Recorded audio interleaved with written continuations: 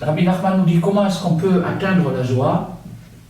Alors, comment on peut atteindre la joie? Donc maintenant, on est un peu en haleine, on s'est dit d'accord, très très bien, alors je voudrais commencer aujourd'hui, qu'est-ce que je fais? On a parlé un peu de la musique, mais Rabbi Nachman ici va nous donner 3 clés qui incluent d'une certaine façon la musique, mais très curieusement, il ne la mentionne pas ici. Il la mentionne dans un autre endroit. À la Torah 24, Kaf Dalet du Likutei Moharan Tignana, là-bas, Rabbi Nachman fait le rapport entre la musique et la joie d'une manière époustouflante. Mais ce n'est pas la leçon d'aujourd'hui. La leçon d'aujourd'hui, il nous dit, premièrement, en trouvant quelque chose de valable en soi. En trouvant quelque chose de valable en soi. Au lieu de s'accabler, au lieu de s'attrister, au lieu de se condamner, au lieu de vivre dans la culpabilité jour et nuit, on peut au contraire faire le travail inverse, c'est-à-dire chercher quelque chose de positif. Qu'est-ce que j'ai fait de bien aujourd'hui? J'ai un copain qui habite à Natania, il fait ça tous les jours. Il est attaché à Rabbi Nachman, il a tout simplement, qu'est-ce qu'il a fait? Il a acheté un carnet, et le soir, avant de se coucher, il marque tout ce qu'il a fait de bien aujourd'hui. C'est extraordinaire. On entend des fois des gens qui sont spirituellement développés, etc., qui font le contraire, qui écrivent tout ce qu'ils ont fait de mal aujourd'hui, etc. Ça aussi, ça fait partie des choses. Mais ça, le transcendant, c'est d'acheter un petit carnet et tous les jours de marquer aujourd'hui, j'ai réussi à faire traverser la rue à une personne âgée. Aujourd'hui, j'ai réussi à donner un peu d'argent à quelqu'un qui avait besoin. Aujourd'hui, j'ai réussi à étudier un morceau de Torah qui m'a éclairé. Aujourd'hui, j'ai réussi à tenir ma langue, à ne pas dire une bêtise, etc., etc., etc. De marquer tout ça dans un carnet.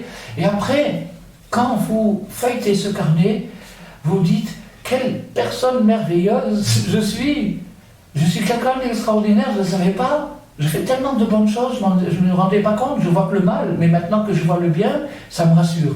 Alors quand quelqu'un arrive à faire ça d'une manière systématique, d'une manière rigoureuse, d'être rigoureux dans la joie, eh bien, alors à ce moment-là, il arrive à goûter à une sérénité, à une paix intérieure, et il arrive à libérer son esprit, le côté gauche de l'esprit, il arrive à le libérer, et quand on libère l'esprit, d'un seul coup, on voit des solutions.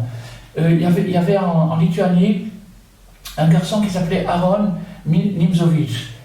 Il a étudié dans la yeshiva, après il a abandonné la yeshiva, il est sorti dans le monde, etc. Il est devenu un champion d'échecs en Russie. Et donc, il est devenu un champion d'échecs en Russie et il a révolutionné le jeu d'échecs pour le monde entier. Sa méthode, qui s'appelle Mon système, de Aaron Nimzovich, a tellement révolutionné le jeu d'échecs que maintenant on ne peut plus jouer comme on jouait avant. On est obligé de passer par sa méthode. J'ai lu la préface de sa méthode, le reste ne m'a pas trop intéressé parce que je ne suis pas un bon joueur d'échecs, mais j'ai lu la préface et il dit quelque chose d'extraordinaire. Il dit, si vous avez 2 champions d'échecs qui sont confrontés, et que tous les 2 soient, supposons, c'est un raisonnement, c'est une supposition, que les 2 soient de force égale, il y a dans un tournoi d'échecs une tension mortelle.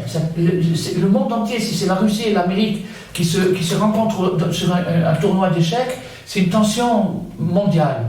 Donc chacun des 2 champions est dans une tension totale. Et eux, ils ont tous les 2 la même force mentale. Ils sont aussi forts l'un que l'autre, ça a été prouvé, etc., etc., etc. Qui va gagner? Alors Nimzovich nous dit, celui qui aura de l'humour. Celui qui aura de l'humour. Celui qui va savoir regarder le cheval et lui faire rigoler. Le cheval qui se met à rigoler. La tour, elle se met à danser. La dame, elle est un peu snob. Le roi, il est pas trop intelligent, etc. Il commence à donner des caricatures à ces personnages. Celui-là, il va gagner. Celui qui aura réussi à mettre une note d'humour dans son combat, celui-là, il va gagner. Donc Rabbi Nachman, il nous dit, quand on arrive à trouver en soi un point positif, quelque chose de bien qu'on a fait, on arrive à être content.